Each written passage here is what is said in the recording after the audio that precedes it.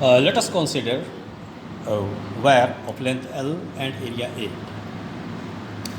And total number of free electrons available in this conductor Bn. N is the total number of free electrons. Total number of free electrons.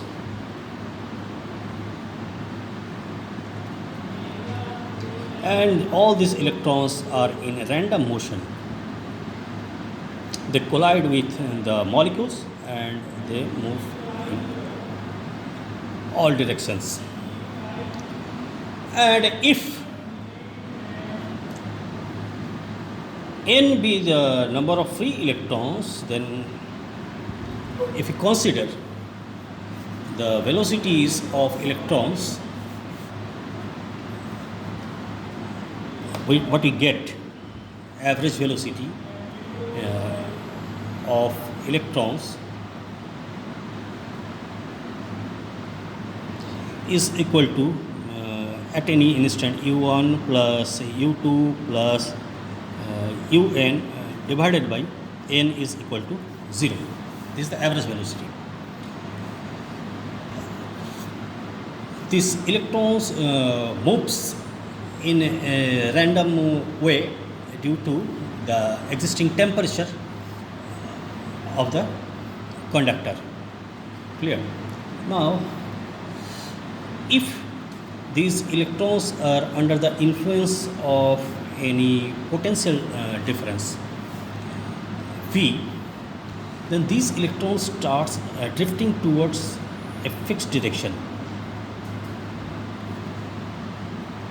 Electron starts drifting towards a fixed direction, and this displacement of electron per unit time is called drift velocity.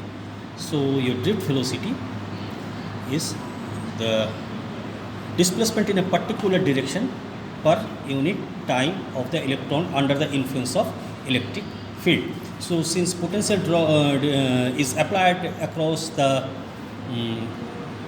wire, so you will have an electric field which is E is equal to V by L,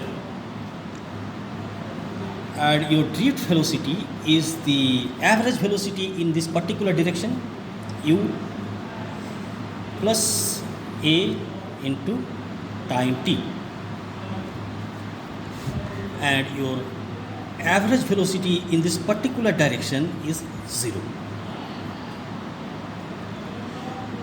Because in this particular electrons in a normal condition, electrons do not move in a particular direction. It moves in a particular direction. 5 electrons moves in a particular direction, then 5 electrons also move in opposite to that direction. So net current remains 0. But when electric field is applied, the electron moves in a particular direction, and the velocity in that particular initial velocity in that particular direction is considered to be 0. Okay, and u plus alpha, and acceleration is your force by mass. Acceleration is your force by, and here mass is mass of an electron into t, and t is another new term I am introducing here, t. This is relaxation time. This is relaxation time. So what is relaxation time?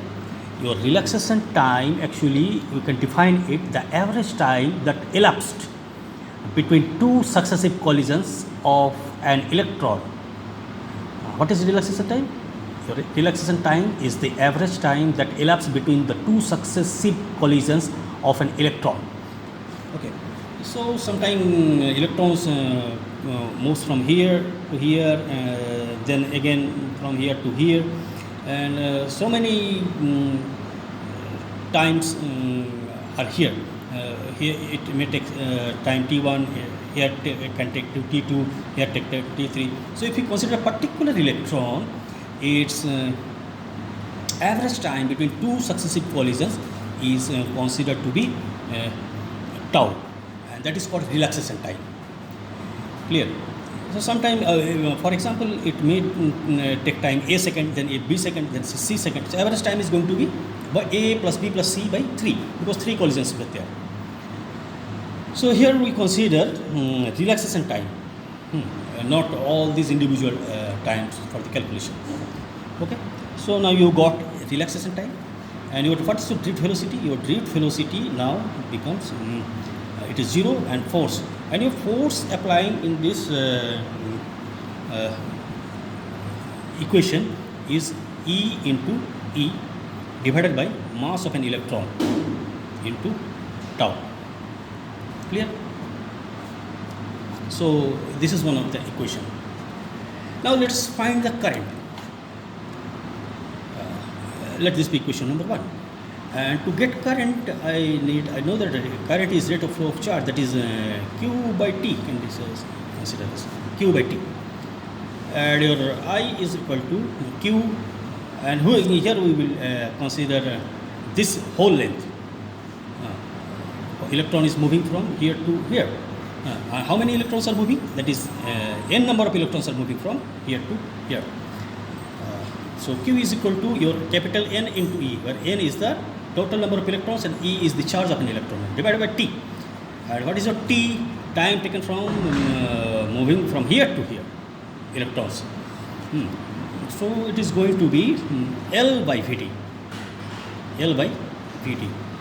So your I is going to be capital N E Vd divided by L.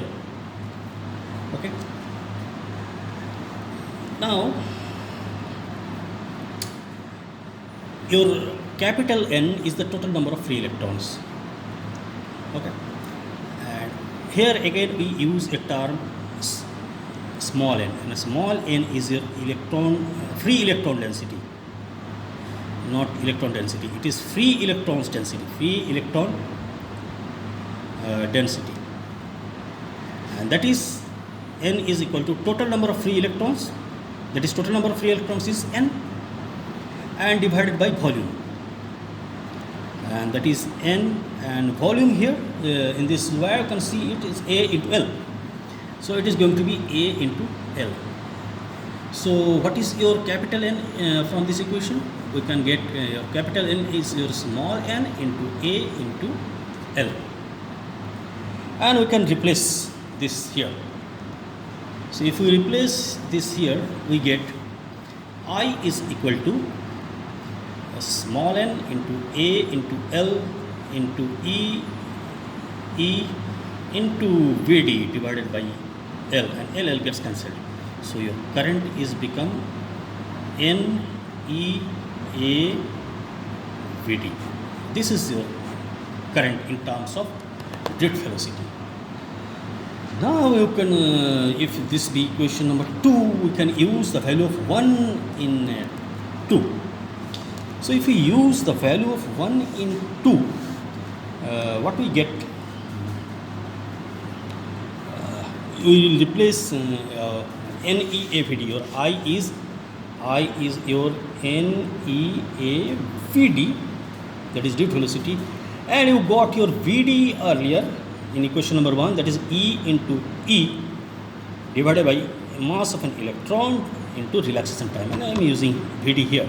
So my I turn NEA, and in place of Vd I can write E tau by mass of an electron, NEAVD. So my I turn N E square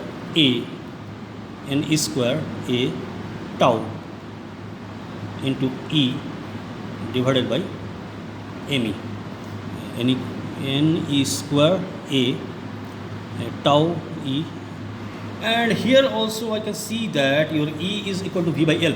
E is equal to your V by L. So I can use here E is equal to V by L.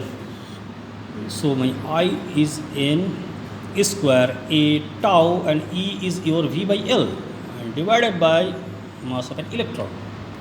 Okay. Now if I get V by I here, we can isolate V by I here. We get mass of an electron into L divided by N, charge of an electron square A into relaxation time tau. And these all things are constant. for a particular conductor. So for a particular conductor, if temperature is constant, then all these things are constant. Now we will, in the next video, I will talk how temperature and tau is dependent. So for this time, if temperature is constant, then only you remember that your tau is not going to change. Your tau is not affecting. Tau is fixed. And this is a constant. So I can write this constant K is equal to V by I. So you know that V is equal to K into I. That means V is directly proportional to I, and this is your Ohm's law. This is your Ohm's law. Condition, temperature is constant. Temperature is constant because tau changes if temperature is changed during the experiment or during the observation. If temperature is changes, tau changes. So we call this equation is valid only when temperature is constant. We can write all these things are constant. Mass of an electron is constant, length of the conductor is constant, electron density is constant, charge of an electron is constant, area of the conductor is constant, and relaxation time is constant if temperature is constant. So V is directly proportional to I, and V is equal to some constant K into I, that is here, and that constant is called resistance. So here your K and I are the two same physical quantity. So your R is now mass of an electron into L divided by N into charge of an electron square into area into tau. Clear? Now you can see that if you increase the area, resistance will increase. If length of a conductor is increased, resistance will increase, and if you increase the area of a conductor, resistance will decrease. So you get m into E, mass of an electron, divided by n into E square into tau, n square into tau into L by A. So here all these terms are constant. That means if you increase the length, resistance will increase, and if you increase the area, resistance will decrease. Okay, so your R is directly proportional to L and inversely proportional to A, and your R is equal to some constant, we call it resistivity, rho L by A. And what is your rho? Rho is equal to the term which is inside the bracket. So your rho is, I am using this space, your rho is mass of an electron divided by n square into tau, and again tau is in action. So for resistivity, tau is important. So in next video I will discuss how tau is affecting resistance and resistivity. Okay.